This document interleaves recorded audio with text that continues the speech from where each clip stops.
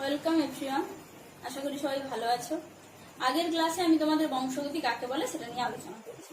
আজ আমি তোমাদের বংশগতি সংক্রান্ত কয়েকটি বিষয় নিয়ে আলোচনা করব। এই বংশগতি অধ্যায়টা তোমাদের অনেকেরই হয়তো পড়তে ভালো লাগে না, কঠিন মনে হয়। তার দুটো কারণ। নাম্বার 1, এখানে কিছু ডেফিনেশন পড়তে হয় যেগুলো তোমাদের কঠিন মনে হয়, এবং নাম্বার 2, এখানে কিছু ইকুয়েশন সলভ করতে হয় যেটাকে আমরা চেকার বোর্ড বলি। এই দুটো কারণে অনেকের কঠিন লাগে, কিন্তু আমি আমার যথাসাধ্য চেষ্টা করব তোমাদের কাছে সহজভাবে এই দুটো বিষয় উপস্থাপন। তো যাই হোক, আরেকটা ব্যাপার, এই বংশগতি অধ্যায় তোমাদের দশম শ্রেণীর খুব একটা ভাইটাল চ্যাপ্টার, কারণ এখান থেকে তোমাদের 15 নম্বরের কোশ্চেন আছে। 1 নম্বরের 6টা এমসিকিউ থাকে, 2 নম্বরের 2টো কোশ্চেন 4 এবং 5 নম্বরের 1। এই টোটাল 15 নম্বরের কোশ্চেন। তো সেই কারণে তোমরা যদি এই বিষয়গুলো একটু বুঝে পড়ো তাহলে আমার মনে হয় মোটামুটি খুব একটা কঠিন হবে না। প্রথমে আসি, জিন কাকে বলবো আমরা। আগের ক্লাসে জিন নিয়ে আলোচনা করেছি। জিনকে বংশগতির ধারক ও বাহক বলে, সেই কারণে জিন ছাড়া বংশগতি কখনোই সম্ভব না, সেই জন্য আবার জিন নিয়ে আলোচনা করতে হচ্ছে। তো যাই হোক, জিন কাকে বলবো আমরা? বংশগতির ধারক ও বাহক, অর্থাৎ জিনের মাধ্যমে এক জেনারেশন থেকে পরবর্তী জেনারেশনে পিতামাতার বৈশিষ্ট্য সন্তানের মধ্যে অপত্যের মধ্যে সঞ্চারিত হয়। তাই আমরা জিনকে বলবো বংশগতির ধারক। এটা হলো একটা পলিনিউক্লিওটাইড, অর্থাৎ ডিএনএর একটা খণ্ডাংশ, যেটা হচ্ছে কিছু nucleotide base adenine, guanine, thymine substance নিয়ে গঠিত। এবং এই জিন শব্দটি ব্যবহার করেছিলেন প্রথম বিজ্ঞানী জোহানসন।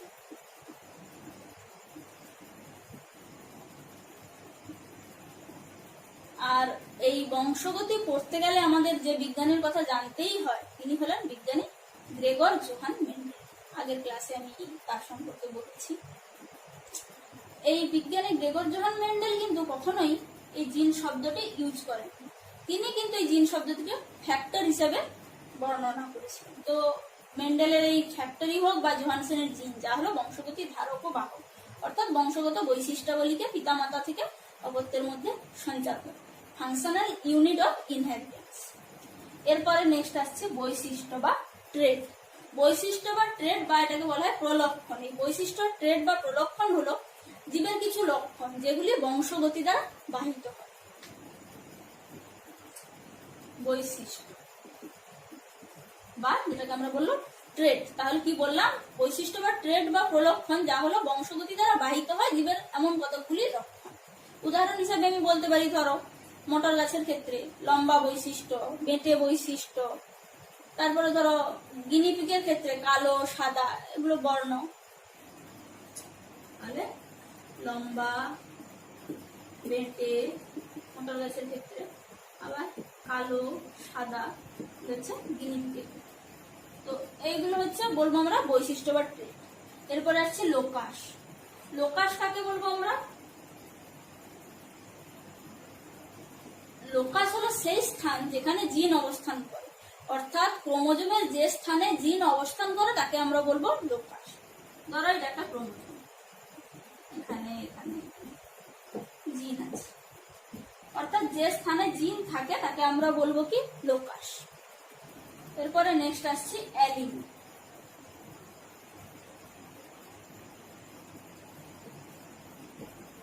অ্যালিল আমরা কাকে বলবো?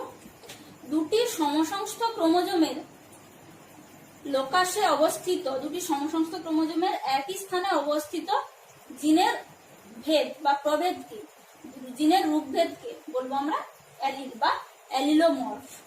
অর্থাৎ ধরো দুটি সমসংস্থ ক্রোমোজোমের একই লোকাসে অবস্থিত দুটি ভিন্নধর্মী জিনের অবস্থান, এখানে ধরো ক্যাপিটাল বি, এখানে স্মল, দুটি ভিন্নধর্মী জিনের অবস্থানকে আমরা বলবো কি? অ্যালিল বা অ্যালিলোমর্ফ। এরপরে আসছি সংকরায়ন বা হাইব্রিডাইজেশন।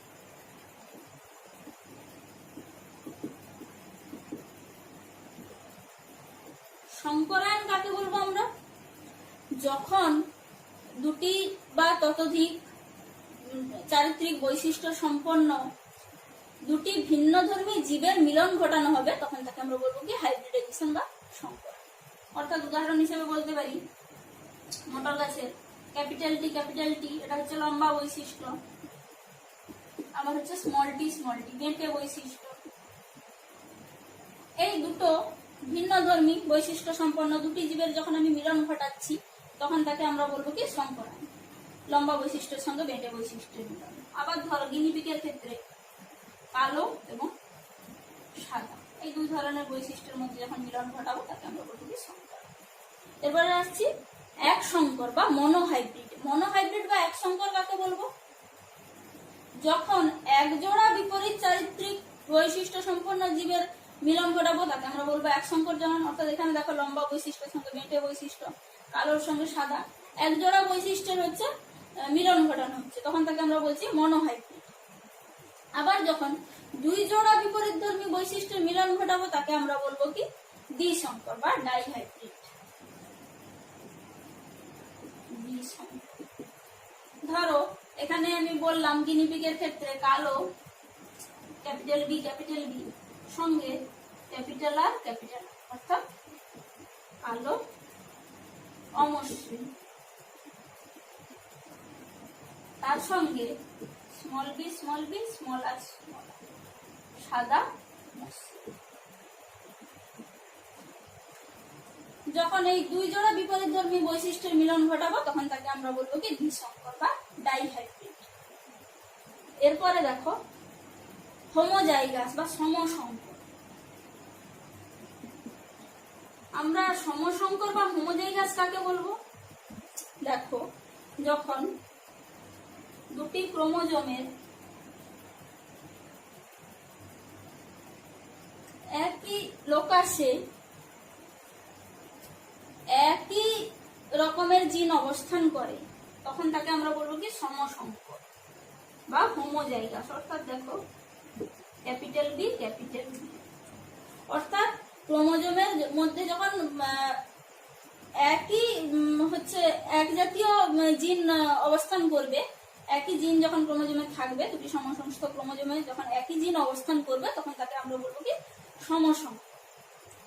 এরপরে আসছি বিষমসংকর।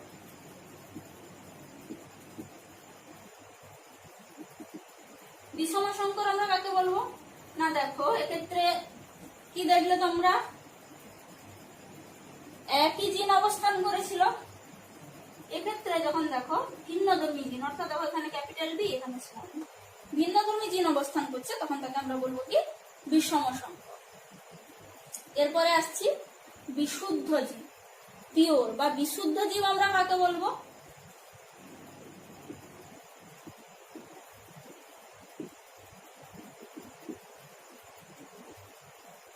অর্থাৎ ধরো যে জীবের ক্ষেত্রে তার পূর্বপুরুষ থেকে সঞ্চারের সময় তার বৈশিষ্ট্যের মধ্যে কোনো রকম সংকরায়ন ঘটেনি, কোনো রকম নতুন বৈশিষ্ট্যের সঞ্চার ঘটেনি, অর্থাৎ পূর্বপুরুষ থেকে সে একই রকম ভাবে পরবর্তী জেনারেশনে সঞ্চারিত হয়েছে, সেই সমস্ত বৈশিষ্ট্যগুলি সঞ্চারিত হয়েছে তাকে আমরা বলবো কি বিশুদ্ধ জীব বা পিওর। ধরো মোটর গাছের ক্ষেত্রে লম্বা বৈশিষ্ট্য ক্যাপিটাল টি এটা হচ্ছে বিশুদ্ধ। আবার ধরো যেটা বেঁটে মোটর গাছ তার ক্ষেত্রে ধরো স্মল টি এটা হচ্ছে ধরো বিশুদ্ধ লম্বা, এটা হচ্ছে বিশুদ্ধ বেঁটে। অর্থাৎ তাদের বৈশিষ্ট্যের মধ্যে কোন রকমের মিশ্রণ ঘটেনি, তাকে আমরা বলবো কি বিশুদ্ধ জীব। এরপরে নেক্সট আসছি সংকর জীব। সংকর জীব আমরা কাকে বলবো? অর্থাৎ এক্ষেত্রে দেখো যখন দুটি ভিন্নধর্মী বৈশিষ্ট্যের যখন মিলন ঘটছে, মিলনের ফলে যে জীবটা সৃষ্টি হচ্ছে, অর্থাৎ দুটো বৈশিষ্ট্যের সংমিশ্রণ ঘটছে, দুই ধরনের বৈশিষ্ট্য প্রকাশ পাচ্ছে, দুটোর সংমিশ্রণের ফলে একটা যখন নতুন বৈশিষ্ট্য সৃষ্টি হচ্ছে তখন তাকে আমরা বলবো কি সংকর জীব। ধরো এই যে বিশুদ্ধ লম্বার সঙ্গে যখন ধরো বিশুদ্ধ বেঁটে ক্যাপিটাল টির সঙ্গে স্মল টি এর সংকরায়নের ফলে তখন সংকর জীব ক্যাপিটাল টি স্মল টি, এটাকে আমরা বলবো কি সংকর জীব। এরপরে দেখো জনিত্রী জনু কাকে বলবো? না সংকরায়নের ক্ষেত্রে আমরা প্রথম যে দুটো বৈশিষ্ট্য নিচ্ছি তাকেই আমরা বলবো কি পি জেন। এই যে ধরো এখানে আমরা যখন একটা সংকরায়ন ঘটাচ্ছি, হাইব্রিডাইজেশন ঘটাচ্ছি, যে ক্যাপিটাল টি স্মল টি অর্থাৎ প্রথম অপত্যজনক, প্রথম আমরা সংকরায়নের জন্য যে দুটো বৈশিষ্ট্যকে, যে দুটো পৃথক বিশুদ্ধ আমরা বৈশিষ্ট্য গ্রহণ করেছি, সেই বৈশিষ্ট্যকে আমরা বলবো, যে দুটো পৃথক বৈশিষ্ট্য আমরা নিয়েছি সেটাকে আমরা বলবো কি পি জনু বা প্যারেন্টাল জনু বা জনিত্রী জনু বলা হয়। এই জনিত্রী জনুর সংকরায়নের ফলে, দুটি জনিত্রী জনুর জীবের যখন সংকরায়ন ঘটানো হলো, সংকরায়নের ফলে যে অপত্য জীবটা সৃষ্টি হলো সেটাকে আমরা বলবো কি অপত্য জনু বা এফ জনু। আচ্ছা দেখো, এই প্যারেন্টাল জনুর সংকরায়নের ফলে প্রথম উৎপন্ন যে জীব সেটাকে বলবো আমরা F1 বা প্রথম অপত্য জনু। আবার এর যদি আবার সংকরায়ন ঘটানো হয় তখন তার ফলে যে জীব উৎপন্ন হবে তাকে আমরা বলবো কি F2 জনু বা দ্বিতীয় অপত্য জনু। এরপর আসছি প্রকট বৈশিষ্ট্য। প্রকট বৈশিষ্ট্য আমরা কাকে বলবো? যখন দেখো এক জোড়া বিপরীত বৈশিষ্ট্য, প্রকট বৈশিষ্ট্য বলতে বোঝায় যে বৈশিষ্ট্যটা অন্য বৈশিষ্ট্যকে প্রকাশিত হতে বাধা দান করে, অর্থাৎ যার ফলে অন্য আরেকটি বৈশিষ্ট্য প্রকাশিত হয় না, অপ্রকাশিত থাকে, তখন আমরা বলবো প্রথম বৈশিষ্ট্যটাকে, যার প্রভাবে অন্য বৈশিষ্ট্যটি অপ্রকাশিত থাকে, সেই প্রকাশিত বৈশিষ্ট্যটাকে আমরা বলবো কি ডমিন্যান্ট বা প্রকট, এবং যে বৈশিষ্ট্যটি অপ্রকাশিত অবস্থায় থাকে তাকে আমরা বলবো কি প্রচ্ছন্ন বা রিসেসিভ। তো এই প্রকট বৈশিষ্ট্য এটা হলো তাহলে এমন একটা বৈশিষ্ট্য যে বৈশিষ্ট্য থাকলে অন্য বৈশিষ্ট্য প্রকাশ পাবে না, অর্থাৎ অন্য বৈশিষ্ট্যকে প্রকাশিত হতে বাধা প্রদান করবে। যেমন ধরো প্রকট বৈশিষ্ট্য, ধরো মটর গাছের ক্ষেত্রে, তারপরে বি, এইগুলো প্রকট বৈশিষ্ট্য। গিনিপিগের ক্ষেত্রে যেটা হচ্ছে কালো বৈশিষ্ট্য। এরপরে প্রচ্ছন্ন বা রিসেসিভ, যেটা হচ্ছে হেটারোজাইগাস অবস্থাতেই শুধুমাত্র প্রকাশিত হয় না, অর্থাৎ সেটা শুধুমাত্র সমসংকর অবস্থায় প্রকাশিত হয়, অর্থাৎ যে হচ্ছে সমসংকর বা হোমোজাইগাস অবস্থাতে প্রকাশিত হবে কিন্তু হেটারোজাইগাস অবস্থাতেই কখনোই প্রকাশিত হয় না। ধরো আমি যে সংকর রায়নটা দেখালাম এখানে হাইব্রিডাইজেশনে, এখানে ধরো ক্যাপিটাল টি স্মল টি যে অপত্য জীবটা উৎপন্ন হচ্ছে, এর ক্ষেত্রে কিন্তু দেখো এখানে কিন্তু লম্বা বৈশিষ্ট্য, অর্থাৎ ক্যাপিটাল টি লম্বা বৈশিষ্ট্যটাই কিন্তু এখানে প্রকট, স্মল টিটা কিন্তু এখানে প্রচ্ছন্ন। বোঝা গেছে? এরপরে আসছি ফিনোটাইপ। ফিনোটাইপ আমরা কাকে বলবো? কোন জীবের বাহ্যিক বহিঃপ্রকাশ, অর্থাৎ দেখো একটা মটর গাছ, সেটা ধরো লম্বা বা বেঁটে, তার আমরা যেটা চোখে দেখতে পাই স্বাভাবিকভাবে সেটাকে দেখে মনে হচ্ছে গাছটা লম্বা বা গাছটা বেঁটে, অর্থাৎ ফিনোটাইপ বলবো কি কোন জীবের বাহ্যিক বহিঃপ্রকাশকে আমরা বলবো ফিনোটাইপ। আর জিনোটাইপ বলবো কি কোন জীবের জিনগত প্রকাশ, অর্থাৎ তার জিনগত যে প্রভেদ তারতম্য তাকেই আমরা বলবো কি জিনোটাইপ। বোঝা গেছে? তো এরপরে যখন আমি এরপরের টপিকে যাবো তখন এই ফিনোটাইপ জিনোটাইপ এই ব্যাপারগুলো আরো বিশদে আলোচনা করবো, আরো ভালোভাবে বুঝতে পারবে তখন। যাই হোক, আজ এই পর্যন্তই, ভালো থাকো সবাই।